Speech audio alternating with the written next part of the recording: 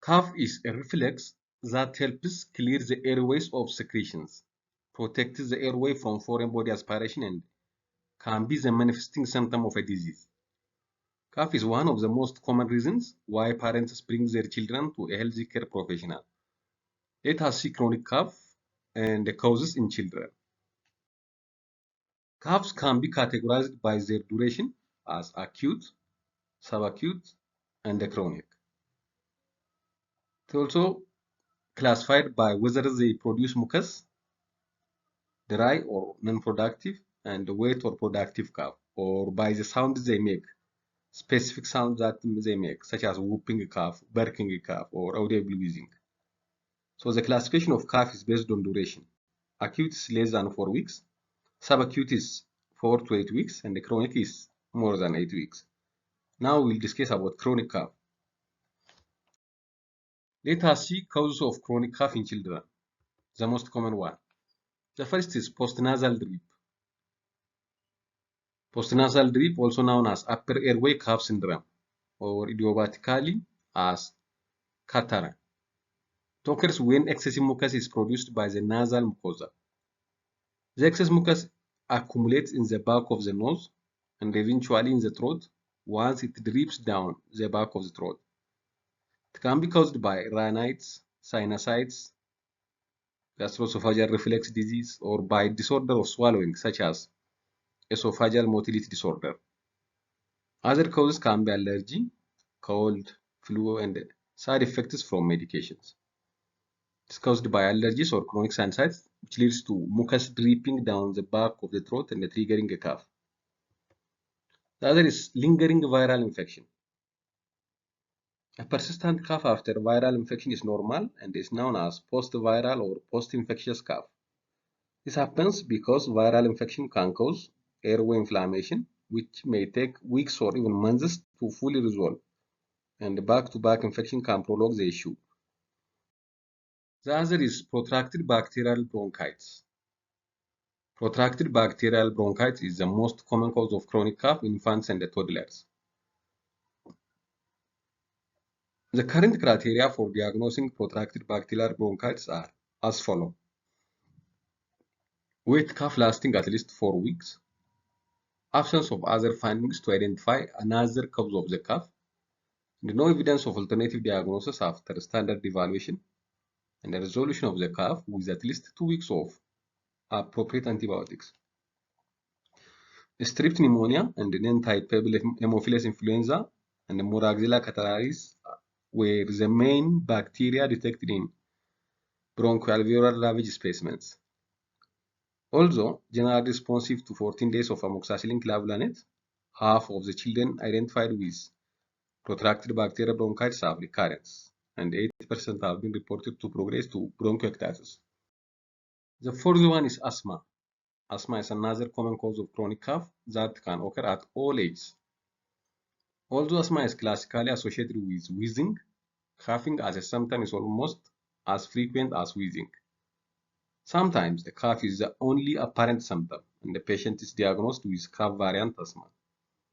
However, other components of asthma are usually present, and responsiveness to bronchodilators or steroids readily distinguish this cause of chronic cough. Tracheomalacia is another one, sometimes confused with asthma because of wheezing from a narrowed airway.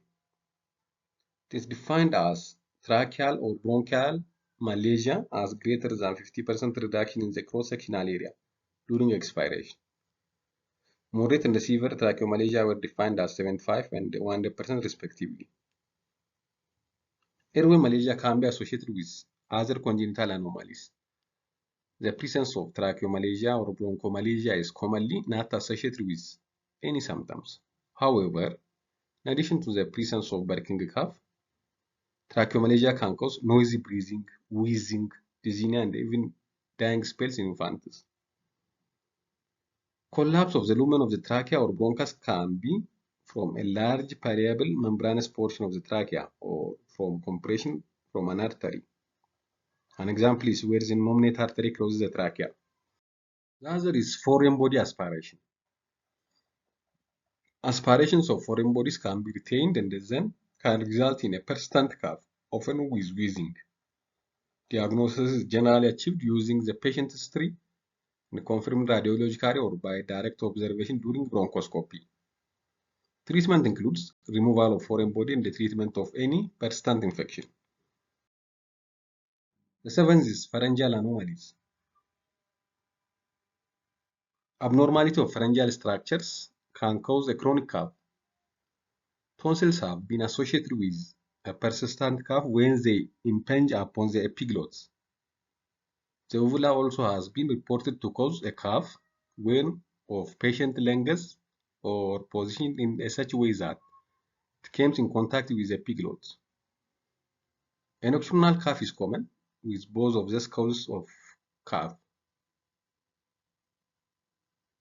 When a chronic cough is not associated with any apparent lung disease and does not fit the pattern of habit cough, flexible bronchoscopy through the nose permits visualization of the upper airway prior to progression to the lower airway. When the tonsils or uvula are not ordinarily a cause of coughing, visualizing their atypical contact with the epiglottis is sufficient to suspect that those observations are the cause of chronic coughing in children. Treatment includes tonsillectomy or uvulectomy to eliminate the stimulation on the epiglottis. Post-operative cessation of coughing supports this diagnosis.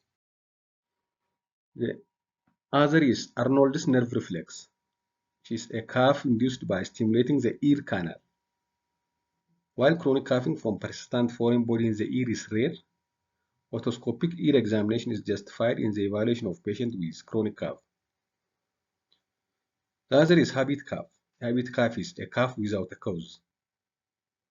It is a repetitive daily dry cough that is absent during sleep. The character of the cough can be similar to that of tracheomalacia, but the total absence during sleep is a distinguishing characteristic. The diagnosis of habit cough is not one of exclusion, rather the diagnosis is made by its unique clinical presentation. The other is gastroesophageal reflex. Stomach acids back up into the throat, which can cause a chronic cough. Reflex can stimulate cough receptor directly, or it can cause mucus to be secreted in the lower respiratory tract through the vagal reflex and activate cough receptor. The other is infectious causes, especially pertussis or whooping cough. Though pertussis is preventable by vaccine, it can still occur and causes severe uncontrollable coughing. It is often initially mistaken for a common cold before escalating into severe coughing fits, vomiting, and whooping sound upon inhalation.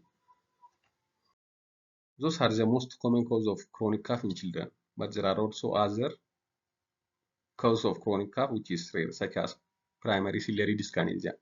So overall, habit cough is diagnosed by its unique clinical presentation without diagnostic test.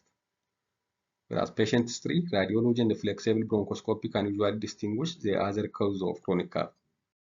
Thank you for watching.